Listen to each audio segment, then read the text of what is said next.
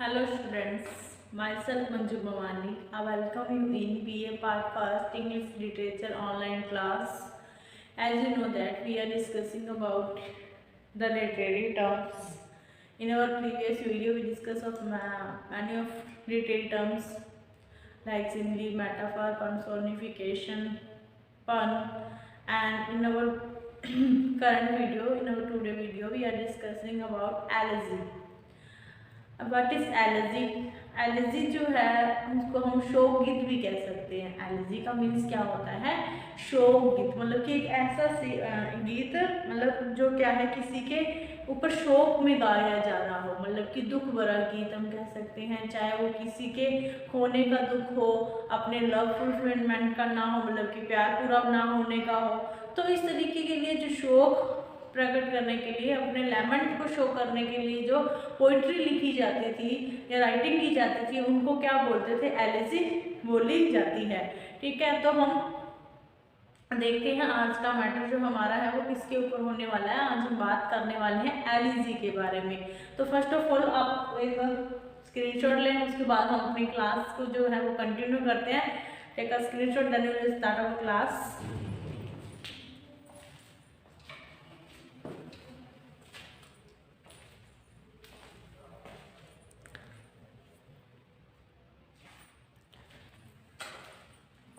Okay. The word elegy is derived from the Greek word elegies, meaning song of bereavement sung to the accompaniment of a flute. The present day forms of elegies were introduced in 16th century. The elegy is based on mournful and sadly reflective themes. The subject matter could be mourning for dead, unfulfilled love, and so on. The pastoral elegy is a special form of elegy which was introduced during the Renaissance period. In the form of a poet presents himself as a shepherd mourning over the death of a fellow companion based on rural setting and represent humoristic speech. हम बात करते हैं elegy के बारे में। जो elegy है वो कहाँ से ली हुई है? एलिजी जो वर्ड है वो ग्रीक वर्ड एलिजिस से लिया गया है। एलिजिस से लिया गया है, जिसका मीनिंग क्या होता है? एक ऐसा गीत जिसको किसके ऊपर बोला जाए? फ्लूट के ऊपर। फ्लूट मतलब बांसुरी के साथ। अब बांसुरी जो है आपको पता है कि इसमें मंद मंद आवाज में जो है वो सुनाई जाती है, तो वो क्या है? सैड भी हो सकता है सॉन्ग। तो बात देखते हैं। The word allergy is derived, जो वर्ड है एलर्जी वर्ड है वो कहाँ से लिया गया है? ग्रीक वर्ड है एलिजियस। एलिजियस जो वर्ड है उससे लिया गया है, जिसका मीनिंग क्या होता था? एलिजियस वर्ड का जो मीनिंग है वो क्या होता था? Song of bereavement sung to the accompaniment of flute। मतलब ऐसा सॉन्ग, ऐसा थोड़ा सा कह सकते हैं एक डेंजर, मतलब डेंजर तो क्या कहेंगे उसको हम, जैसे हम कह सकते हैं थोड़ा गंभीर सॉन्ग, जिसको किसके साथ बोला जाता था? फ्लूट के साथ गाया जाता था। संग विद द फ्लूट, फ्लूट के साथ उसे गाया जाता था। In the present day, present के टाइम में, लेकिन वर्तमान में जो है form of elegies were introduced in 16th century.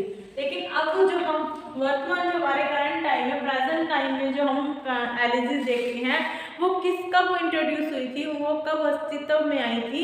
16th century के अकॉर्डिंग आई थी। अब आपका जो सिलेबस है वो भी क्या है? 16th सेंचुरी का जो लिटरेचर है उसी के आसपास है, जैसे कि जो मिल्टन है, शेक्सपियर है, वर्ड्सवर्थ है। तो ये क्या है? 16th सेंचुरी के ही क्या थे? राइट पोइट्स थे। तो वही जो है आपके लिटरेचर है। तो हमने देखा कि जो प्रेजेंट डे की जो एलिजी है, जो प्रेजेंट के शोक गीत है, एलिजी का जो मीन्स है वो क्या है? शोक गीत। मतलब वर्तमान में अगर हम इसकी स्थिति देखते हैं, अगर हम प्रेजेंट टाइम में एलिजी की बात करें तो ये कब अस्तित्व में आई थी? 16th सेंचुरी, 16वीं शताब्दी के में हमारे सामने ये आई थी। The elegy is based on mournful. अब यहाँ पर आपको जो है वो स्पेलिंग ध्यान रखनी है, क्योंकि मोर्न जो है वो मोurnful यहाँ पे दुख से रिलेटेड है। देखो एक तो होता है MORN, ठीक है, और एक होता है MOURNING, ठीक है, मॉर्निंग, और ये होता है ING मॉर्निंग। इसका तो पता है आपको, मॉर्निंग सुबह, ठीक है, लेकिन MOURNING जो होता है उसका मीन्स क्या होता है, दुख से भरा या दुख भरा, ठीक है। तो आपको स्पेलिंग थोड़ी सी है वो उसमें ध्यान रखने वाली बात है, क्योंकि वो जो इसका प्रोनाउंसिएशन है वो सेम ही है, morning. The elegy is based on mournful, मतलब कि ये किसके ऊपर बेस्ड होती है, ये आधारित होती है किसके ऊपर, mournful and sadly reflective themes। अगर हम एलिजी की थीम के बारे में बात करें तो इसकी जो थीम होती है वो mournful होती है, मतलब कि दुख से भरी हुई होती है, एंड सैडली और उदासीन वाली जो है हमें उसमें छवि जो है रिफ्लेक्टिव, मतलब की छवि जो है वो दिखती है किसकी थीम में, एलिजी की थीम में। The subject matter could be mourning for the dead, unfulfilled love and so on. जो सब्जेक्ट मैटर देखिए, अगर हम विषय वस्तु देखें, किसकी विषय वस्तु, एक एलिजी की, एक एलिजी जो क्या होता है पोएम की, एक हम कह सकते हैं एक तरीके की पोएम्स ही होती हैं ये। तो ऐसी पोएम्स का जो सब्जेक्ट मैटर होता है, जो विषय वस्तु होती है, वो क्या हो सकती है, दुख हो सकता है, शोक हो सकता है, किसके लिए, किसी पर्सन की डेड होने पर, किसी के मरने पर, या अपने प्यार पूरा ना होने पर, अनफुलफिल्ड लव के अधूरे प्यार के ऊपर, या एंड सो ऑन। और इसके अलावा भी जो दुख वाले जो कारण है उसके ऊपर जो है वो पोइट जो है अपना लेमेंट शो करते हैं। तो उसे हम किस नाम से जानते हैं, एलिजी के नाम से जानते हैं। तो एलिजी का जो सब्जेक्ट मैटर है वो क्या होता है, मॉर्निंग वाला होता है, मतलब कि उसमें क्या होता है, दुख से लिखी हुई जो पोएम है उसे हम एलिजी कहते हैं। The पेस्ट्रल elegy is a special form of elegy. जो पेस्ट्रल जो एलिजी थी वो मेन मतलब कि स्पेशल फॉर्म थी, कुछ खास जो है वो फॉर्म थी, which was introduced during the Renaissance period। अब आपको पता है जो Renaissance पीरियड था उसके दौरान जो है वो लेमेंट जो थे वो पोइट्स ज़्यादा करने लग गए थे। तो जो पेस्टल एलिजी है वो बहुत ही ज़्यादा स्पेशल फॉर्म है एलिजी की। इन द फॉर्म, इस फॉर्म के अंदर जो पोइट होता था वो क्या करते थे, poet present himself as shepherd, ठीक है, उस शेफर्ड का मीन्स होता है गडरिया, भेड़ों को चलाते हैं ना जो, उसे क्या बोलते हैं, शेफर्ड बोलते हैं। कि यहाँ पर इन एक मिनट गडरिया, ठीक है। तो यहाँ पर पोइट होते थे, पेस्टल जो एलिजी है, जो पुरानी जो एलिजी थी उसमें जो पोइट थे वो खुद को क्या बताते थे, एक शेफर्ड, एक गडरिए के रूप में शो करते थे, जो लेमेंट कर रहा होता है मॉर्निंग ओवर, जो मॉर्निंग मतलब कि दुख व्यक्त कर रहा होता था अपने, और शोक मना रहा होता था किसके ऊपर, over the death of a fellow companion. Fellow companion मतलब अपने साथी, अपने समकालीन साथी या अपने साथी के डेथ के ऊपर वो क्या कर रहा होता था, शोक मना रहा होता था। तो इस रूप में इसी तरह से उसे क्या है, अपने आप को वो शो करता था कि मेरे साथी की क्या है डेथ हो गई है और मैं क्या है उदास हूँ। तो वो पोइम गाते होते थे, पोइट्री जो है वो लिखते होते थे। तो ये जब था, ये मेन फॉर्म थी किसकी, एलिजी की, ठीक है। और ये बेस्ड होती थी किसके ऊपर आधारित होती थी, रूरल सेटिंग। अब आपको पता है कोई ना कोई जो पोएम है उसमें सेटिंग जरूर होती है, सेटिंग मतलब सीन, किसकी सीन क्या चल रहा है, पीछे का डिस्क्रिप्शन दिया होता है, हमारे आसपास का डिस्क्रिप्शन। जैसे कि हमने विलेज स्कूल मास्टर देखा तो हमें पता चला था, जब हमने स्टार्टिंग में लाइंस देखी थी कि वो रास्ता जा रहा था, रास्ते के पास झाड़ियाँ थी, झाड़ियों के पास ही क्या था, स्कूल मास्टर का घर था, मेंशन था एक। तो वो क्या हमें पता चल रहा है कि एक सेटिंग दी रखी होती है, और रूरल सेटिंग जो है वो हमें दे रखी होती है, ठीक है, इसमें क्या होता है, रूरल सेटिंग होती है एंड रिप्रेजेंटेड। तो रस्टिक स्पीच मतलब कि एक तरीके का डायरेक्ट जो है वो स्पीच हमें देखने के लिए मिल जाता है। तो फिर से देखते हैं, तो word elegy is derived from the Greek word elegeia. जो एलिजी है वो ग्रीक वर्ड एलिजियस से लिया गया है, जो उसका मीनिंग क्या होता है, एक सॉन्ग होता है जिसे किसके साथ बोला जाए, फ्लूट के साथ, बांसुरी के साथ बोला जाए। The present day forms of elegies were introduced in 16th century. जो आज के टाइम की जो एलिजी है वो कब इंट्रोड्यूस हुई थी, कब अस्तित्व में आई थी, 16th सेंचुरी के टाइम में आई थी। उससे पहले तो क्या है, इन्हें गाना की तरह ही माना जाता था। The elegy is based on mournful and sadly reflective themes. ठीक है, एलिजी जो है वो किस पर बेस होती है, वो फेस होती है मोurnful मतलब दुख से भरी हुई और उदासी से भरी हुई क्या होती है, उसमें थीम से वो आधारित थीम से वो ज़्यादा रिफ्लेक्ट उनके ऊपर हमें देखने के लिए मिलता है। और सब्जेक्ट जो मैटर है, विषय वस्तु है, वो क्या है, मॉर्निंग हो सकती है। किसके लिए मॉर्निंग हो सकती है, किसके लिए दुख होना, डैड के लिए, अपने किसी प्यारे को खोने के लिए, या अनफुलफिल्ड लव के लिए, अधूरे प्यार के लिए, या ऐसे भी कई तरह के जो कारण है उनके ऊपर हो सकती है। ठीक है, उसके बाद हम देखें जो पास्टल एलर्जी है वो एक मेन फॉर्म थी एलर्जी की। जब वो कब जो है इंट्रोड्यूस की गई थी, रेनेसां पीरियड के टाइम पे। ठीक है, पुनः जागरण का जो काल था, पुनः जागरण के टाइम पे ये जो है हमारे सामने अस्तित्व में आई थी। कौन सी फॉर्म, पेस्टल एलर्जी। ठीक है, इनमें क्या होता था, जो पोइट है वो खुद को एक सेपरेट मानते थे और अपने जो साथी थे उनकी डेथ के ऊपर वो लैमेंट करते थे, और जो सेटिंग होती थी वो रूरल होती थी। ठीक है, उसके बाद हम आगे का मैटर देखते हैं कि एलर्जी में और क्या कुछ होता है, आगे देखते हैं। उसके बाद हम बात करेंगे कि कौन कौन सी जो एलर्जीज है हमें देखने के लिए मिलती है हमारे लिटरेचर में। Milton famous allergy Lycidas, Milton ने भी एक लिसिडस नाम की जो है वो एलर्जी लिखी है। Written on the death of his friend Edward King, Tennyson in Memoriam, written on the death of his friend Arthur Hallam, philosophical reflections on complexity of life, Charles Adonis, written on the death of John Keats, is poet's lamentation for fellow companionship. उसके बाद हम characteristics देखेंगे allergy के, पहले आप उनका screenshot ले लें, उसके बाद हम अपना जो है आगे का मैटर करते हैं, कंटिन्यू करते हैं।